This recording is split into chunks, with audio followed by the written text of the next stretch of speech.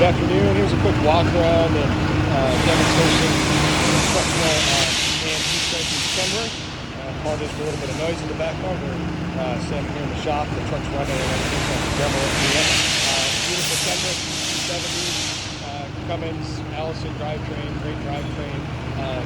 Got an NVE 304 vacuum pump, 210 CFM. It's a great pump for this size tank. Mounted right behind it there, you'll see your DC-10 water pump. We'll talk about that in a second. Inlet on this side of the truck, bucket holder, toolbox. Say hi to me in the reflection.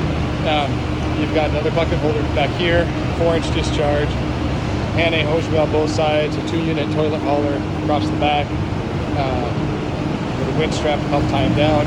Bucket holder over here, another inlet, another cabinet, and bucket fill on this side. Operation is real simple. There's 3 switches to this truck. We got a PTO, a water pump, and a work light switch. They're all right here on the driver's side. When you hit that button, it engages the PTO, automatically runs it, RPM, so the proper RPM, and you've got a 4-way valve at the top to go back to the pusher. Let's just slide this over.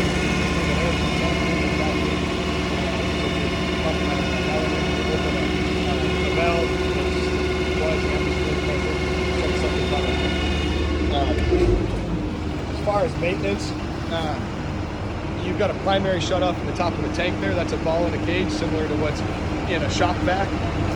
That primary keeps moisture from getting past the top of the tank and into your vacuum pump. So that shuts off the flow of air if your tank is full.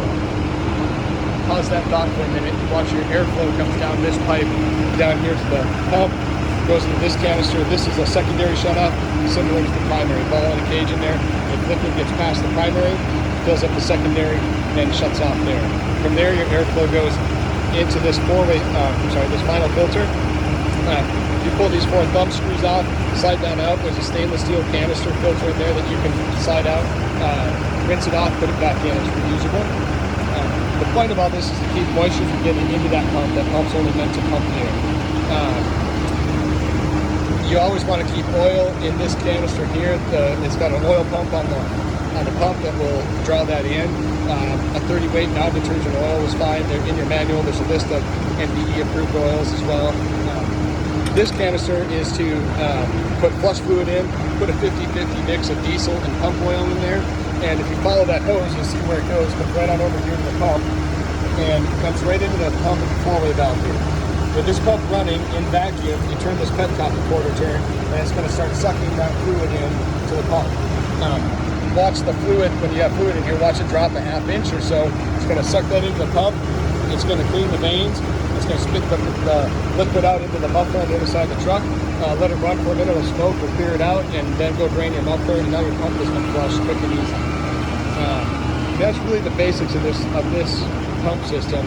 You need to keep moisture out of it, and you need to keep oil in it. The water pump turns on, again, just a single switch, and that engages the water pump. A couple things about this install. You'll notice the inlet side here has a T on it, and with a plug. We do that in case you get those cold nights where you know you're going to need water in the morning, but it might get a little bit colder tonight.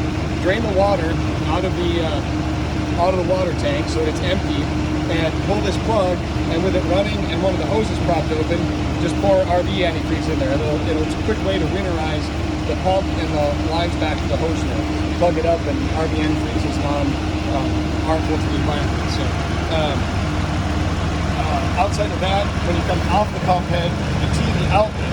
So the one outlet goes back to the garden hose reels. The second outlet comes with a full 1-inch hose right here to this 1-inch valve. We use this for sink fills and holding tank fills.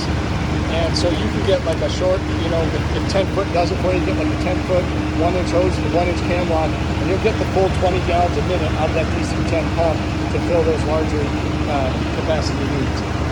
And you got a bucket fill on both sides of the tank so that you can fill a 5-gallon bucket, just drains off the bottom of the tank. Your work lights, that switch is here. Your park lights on the truck do need to be on for those to function. It's just a little bit of a second safety on that so that you don't leave those on. So then you're going to turn those on. Now you can see You got nice bright LED lights on the four corners of the tank. I'll flip those back off. There we go. Your toolboxes have a shelf in it with a lip. Keep stuff from falling off that lip. Dry deck tiles in the bottom so that if you get a little moisture in here, it doesn't soak up into your paper. Your inlet hoses are female intentionally, so that if you get a clog in the hose, you don't have to blow it out. You can reverse your hose and continue to suck it into the tank. What that does not allow you to do is easily couple the two hoses together for a longer pull when you need to. And so I give you a male adapter in your cabinet so that you can couple the two hoses together if you need to go farther than the 30 foot. And then this adapter is a 2-inch cam lock by Garden hose adapter. You can fill your water compartment one of two ways. There's a 4-inch cam lock at the top next to that vent. You can top fill it there, or you can use that adapter, couple it onto your bucket fill here with a garden hose, and you can open the valve up and bottom fill it that way. That adapter is included in your toolbox here. The Hané hose reels are just a great reel. They're made in the U.S. and serviceable, so don't let the hose go. Walk it back in, and they'll give you a nice long service life. We use Banjo valves. They're all made in the U.S. Good quality poly valves. Your rear bumper's got a 2-inch receiver, a 7-way to tow a small trailer. You've got stop, tail, turn, backup, DOT triple, and a hinge license plate, so that all of that is visible when it's down, and the toilets are on there. Just pulling this down is simple. There's a couple of rubber straps that keep it from vibrating, and then slide this pin over, and the deck just rotates down. Outside of that, I mean, that's the basics of the truck.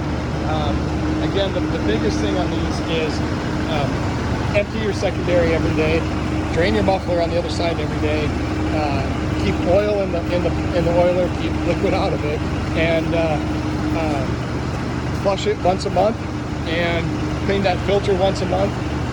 Or anytime you shut off pumping because that primary, your tank overfilled and your primary shut off, chances are if you did that, you sucked a slug of liquid past the primary and into the pump.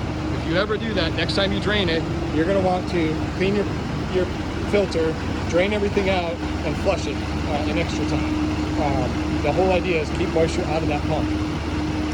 So when I say that, don't use that primary to shut off. That's an overflow situation. Watch your sight glasses at the back here, that when you get liquid in this top one, you want to stop pumping. That's your time to shut off, not when the primary shuts off. That's primary shut off is overflow. Liquid in the top, sight glasses when you want to stop. You should, as far as the tank goes, you should put it on your quarterly PM to open up this primary hatch. Well, prior to doing that, flush a tank full of water through it to clean it out. Then open up that primary hatch, do a visual interior inspection, and just make sure everything's looking good on the inside.